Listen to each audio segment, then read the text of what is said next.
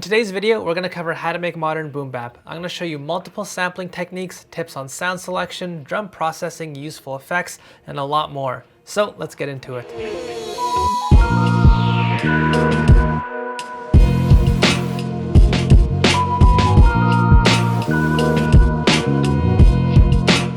Now to make this style of boom bap, we're going to be using a collage approach where we piece multiple samples and sounds together. And this might be something that you struggle with when you use samples, where you have a hard time creating your own ideas alongside the sample. So let's go over how you can do this. Starting from the top, we need to talk about sample selection. One of the mistakes that producers will make with this approach to beat making is that they'll start with these huge complex samples. For example, something like this. Here we have lots of instrumentation and layers already in our sample. This can make it much harder to bring in our own ideas. But if we start off using something far more simple,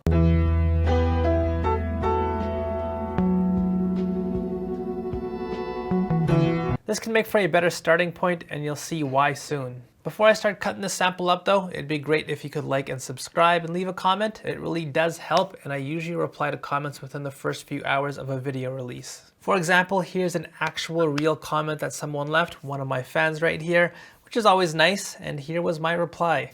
This really happened, guys. Anyways, time to start chopping this sample up. My focus will be on the beginning area of the sample, over here, just because there's far less going on and far less instrumentation. Again, my goal here is just to create a very basic, simple layer. If I know that I want to layer my own sounds on top of this later on, starting with something a bit more minimal at the beginning can be a better approach.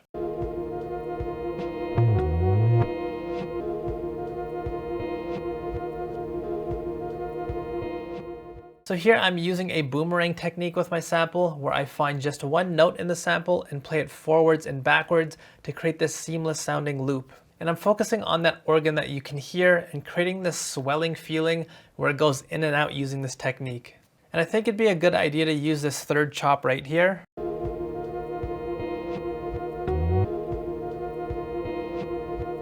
You can hear this chop is musically different than my other two chops. So it's just going to help this loop be a bit less monotonous.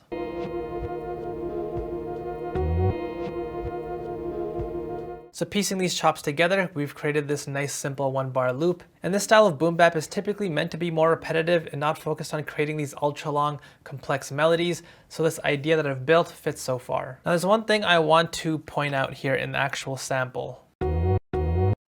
You'll notice that I stretched this last chop so it lasts longer. You can see right here, I slowed it down -36% to get this piece to actually fit. And this is exactly why I recommend using an actual sampler if you want to do more advanced sampling techniques. I know some people like to drag their samples directly into the playlist and make all their chops here and start rearranging on this level, but samplers can allow you to explore a lot more ideas and techniques far easier. Doing these exact same techniques in my playlist would have taken me ages, and it would be far more difficult to actually experiment to get to these ideas. But when using a sampler, it becomes far more easy to explore these more creative ideas, which is why I always recommend using them. Moving on, like I mentioned, I really like that swelling organ in the sample, so I'm going to go ahead and use an EQ to make that part of the sample more pronounced and reduce everything else.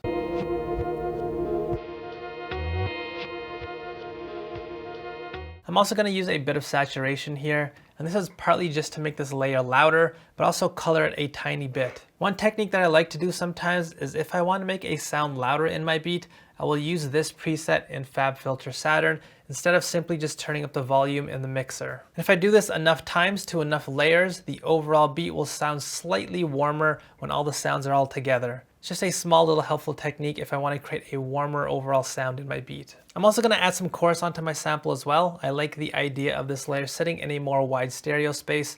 Right now it's a little bit too narrow, but you can hear once I turn on this stock chorus effect, we get a wider presence.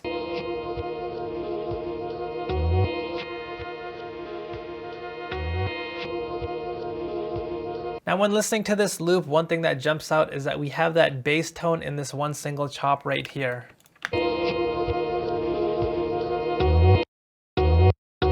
And since we don't have any bass tones in my other chops, this sounds kind of awkward. Now Now here I could EQ it out, but I sort of want to see how it would sound if I use this exact same chop to create an actual bass line instead. So I'm going to go ahead and clone this sample out, and I'm going to isolate just that one chop. And here I'm going to slow this chop down even more, down -75%, so I'm actually able to extend it to the point where I can create longer bass notes if I need to. And I'm also going to enable keyboard mode in Serato, so this will allow me to actually play this chop like an instrument. But first I need to EQ all the highs out and leave just that bass texture.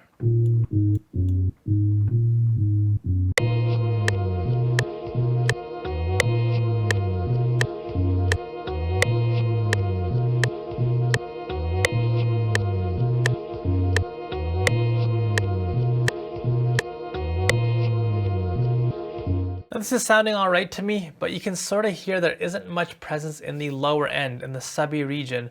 Most of the presence is a bit higher, unfortunately. I need this bass tone to fill up space in the subbier region down over here, but most of its presence is actually a little bit higher up. So I may end up layering another bass underneath this. I do like the way this sounds, but I'm not sure whether I'm going to end up keeping this.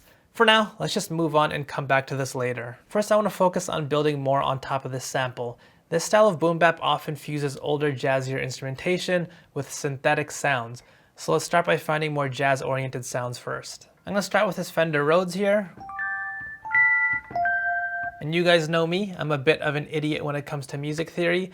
So to build on top of my samples, I usually have to take this piece by piece, note by note.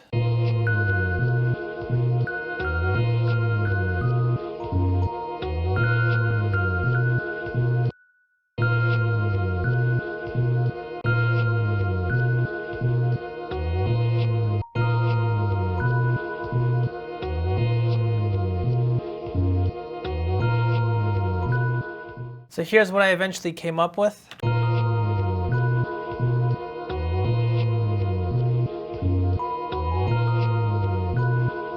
So notice that not all these notes are completely on grid. While there may be sounds in my beat that I eventually want to be more quantized, having some elements feel more live can be helpful for this style of beat. I'm going to add some effects onto the sound just so it fits better. Here I'm using Reels, which is a tape emulation plugin.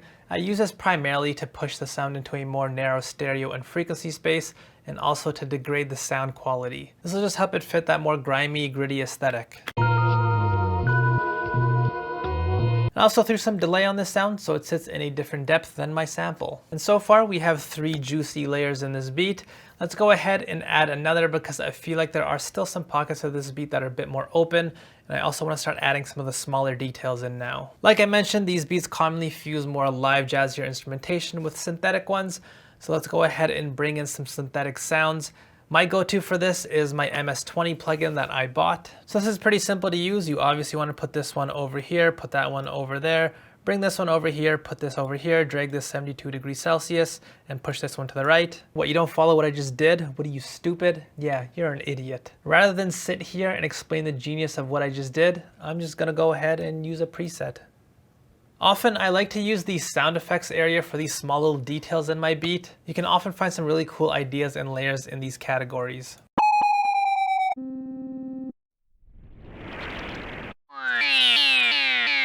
So I like this sound here, I think it can work. I'm just going to use it as a small detail at the end of every 4 bars. This is yet another common characteristics of these types of beats, where smaller sounds come in and out over a longer period of time. For those of you that remember, I covered this very same topic in the video I made on production techniques that The Alchemist uses. So let's go ahead and add this into our beat now.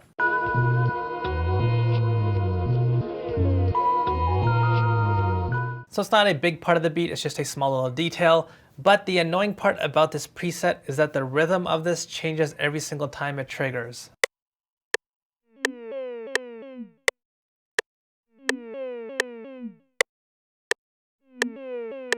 You can hear the timing slightly changes every single time I play this exact same note. So if you ever run into this problem, just print out your pattern. That way you don't have to become a rocket scientist just to figure out how to fix this in your plugin if it's a bit more complicated like this one. So I'm gonna go into the mixer and I will turn on disc recording and turn this fella into a WAV file. So now I have a consistent sound that I can place with the exact right timing, and I don't have to worry about it doing something completely different every single time I play the sound. Now in terms of effects, I'm not going to worry about putting tape emulation on this sound. I think it doesn't really sound like a bright, awful, stocky synth or anything. It already sounds like it fits the aesthetic pretty well. At this point, I do feel that this beat needs a bit more. I'm not sure exactly what, so when I'm in this type of situation, I just go into my big library of sounds and just start playing through them to hear if something fits with my beat.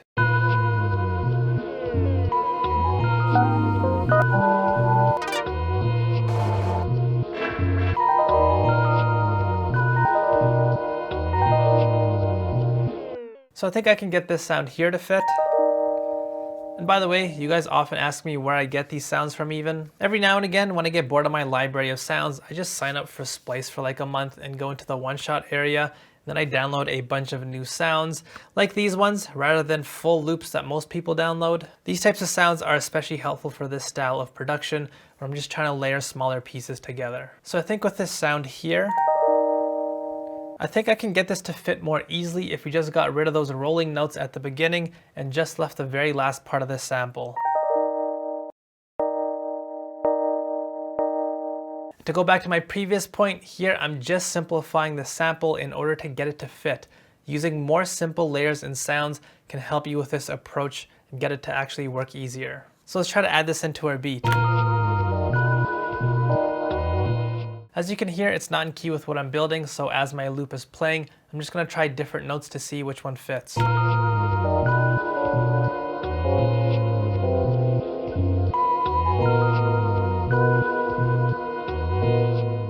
I think this note here can work. I'm just going to make some alterations to the sound itself by using some effects. I'm going to add a bit of reverb onto this sound just to push it back in its depth for one. And I'm also going to use this tremolo effect here. This type of effect was common when jazz musicians would play the electric piano. What it does is control the volume of the sound so it goes up and down. It's just a small little fun aesthetic detail here.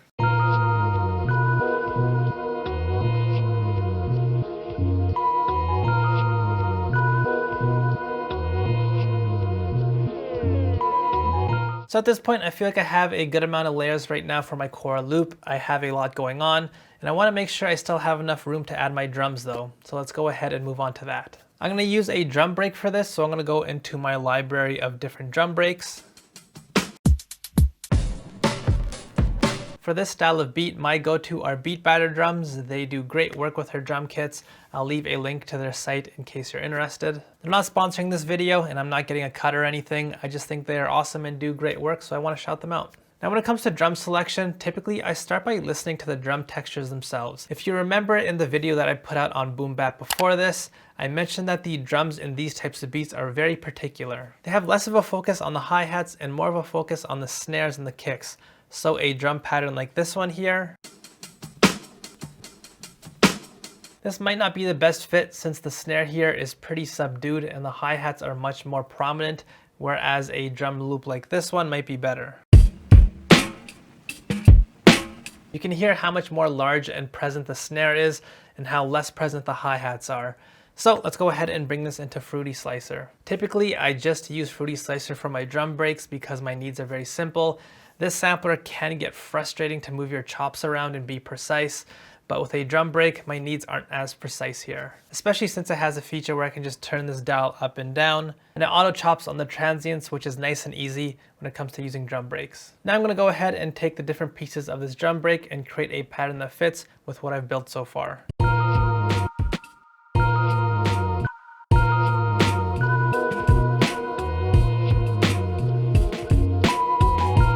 So this is the pattern I came up with, but as you can hear, the drums don't really have much presence in the beat right now. They feel kind of weak, so let's process these guys. First, I'm going to use Decapitator. This is my go-to for drum processing. I absolutely love it. And the presets in here can instantly make your drums just sound so much more present.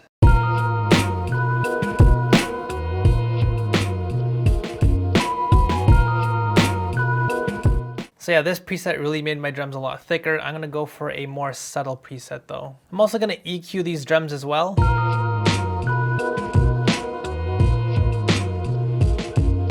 The big difference maker here is what's happening in the very high end. Just shaving off a bit of those extremely bright frequencies can make your drums sound far more gritty and grimy.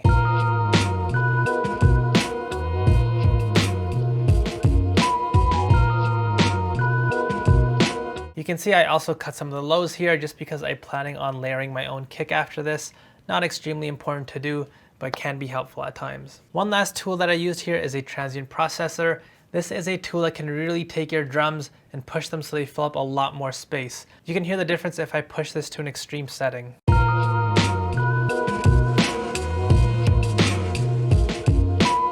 The drums become so much bigger, I don't need anything quite as extreme, so I'm just going to use a less drastic setting here. Next, I'm going to do some parallel processing. This will help my drums sound even more present. So I'm going to go ahead and go into my mixer and send this to yet another insert. So here I'm doubling up my signal firstly. I'm just going to use this plugin aggressor. It's a tool that's meant for this situation.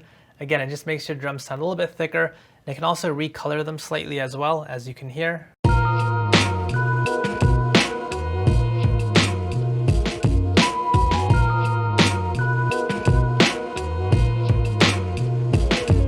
And now finally, I'm going to add my own kick layer here.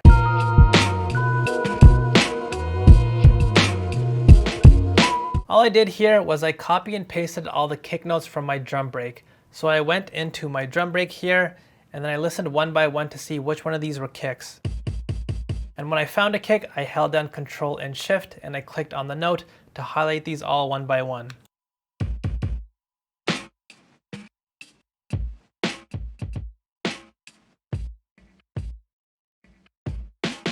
Then I copied this into my kick pattern here, hit Alt and K, and limited all of these to one single note.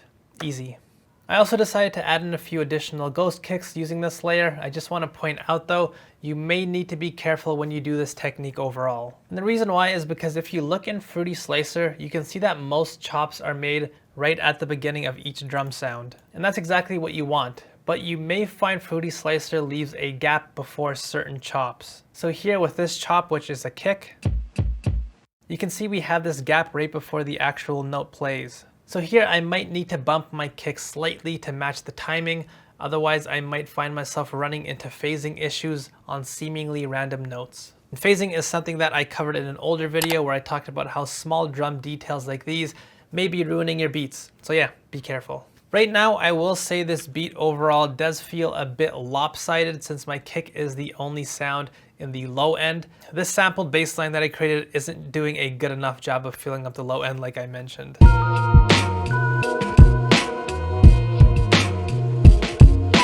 As well, I feel like this pattern that I came up with is a bit monotonous and I want to create something a bit more musical in this beat. So for now, I'm going to go ahead and mute this layer and create something else. I'm going to use this bass here that kind of sounds like it's from Seinfeld.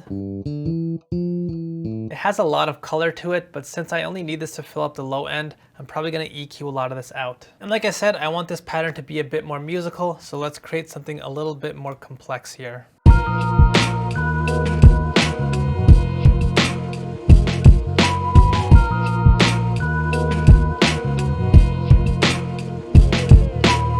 So I'm going to go ahead and clean this bass line up a bit more, but I think with the amount of layers that we've built, we have a pretty complete sounding beat. I'm going to go ahead and move on to arranging this beat out, so let's go ahead and fast forward. Now to open the fully completed beat and pretend like I just made this so people don't know I make all these beats beforehand.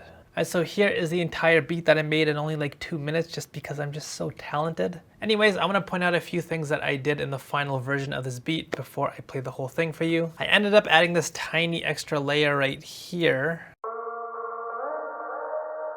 You can barely hear it in the full beat. It's really subtle, possibly unnecessary, but I like it, so I'm just gonna keep it in for now. This was built using an Omnisphere guitar preset, this one here, and I also really constricted the amount of frequencies that this guitar took up. I also ended up using that bass line from the sample in the beat, but I just used it in the hook area.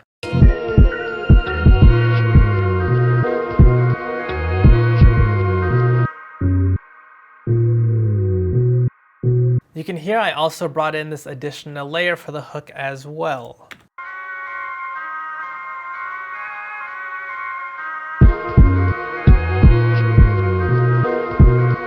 This is actually from the exact same sample. I just found a different part of it to layer on top.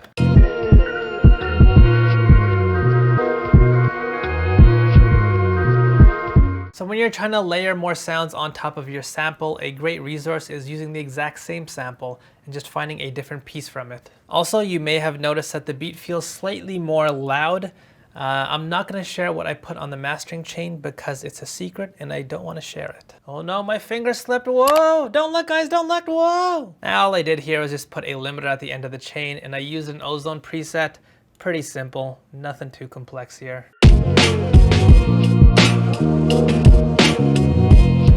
Anyways, enough gabbing it up. I'm gonna play the full beat for you, but if you're more interested in some more learning, I'm gonna link another sampling video that can help you out with more advanced sampling techniques. All these links to all these videos are in the description box below, by the way, and if I find out one of you rappers ripped this beat and you rap on it and pretend like I produced it, I'm calling the police on you. But if you liked the video, hit like and subscribe, head over to betterbeatmaker.com and check out my full online beatmaking course. My free drum kit is available in the description box below. And without any further ado, here's the full beat.